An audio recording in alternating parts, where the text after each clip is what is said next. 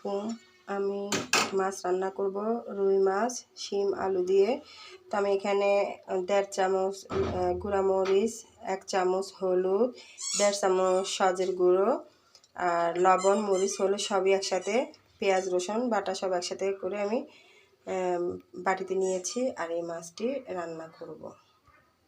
আমি যেটাতে মাছ ভাজি করেছি ওটাতে রান্না করব। এখন আমার এই যে সব মশলাগুলো আমি এখানে দিয়ে দিচ্ছি। আমার মশলাটি কষানো হয়ে গিয়েছে। এখন আমি শিম আলু কেটে রেখেছিলাম সেটা দিয়ে দিচ্ছি। সসটা অনেকে চেনেন অনেকে চেনেন না, আমিও চিনতাম না আগে।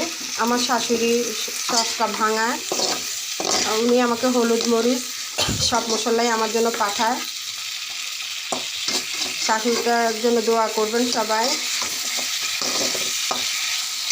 আমি ঢাকা থেকে যখন যাই আমার জন্য রান্না করে বসে থাকে আমার শাশুড়ি। আল্লাহ হেদায়েত দান করুক শাশুড়িকে, সবাই দোয়া করবেন। আমার শিম আলু কষানো হয়ে গিয়েছে।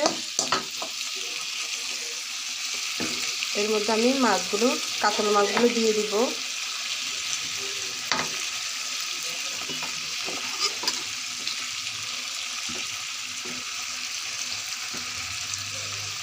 এর মধ্যে আমি পরিমাণ মতো ঝোল দিয়ে দেব।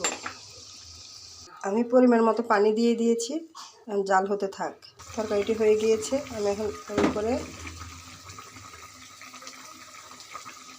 ধনে পাতাটা দিয়ে দিচ্ছি।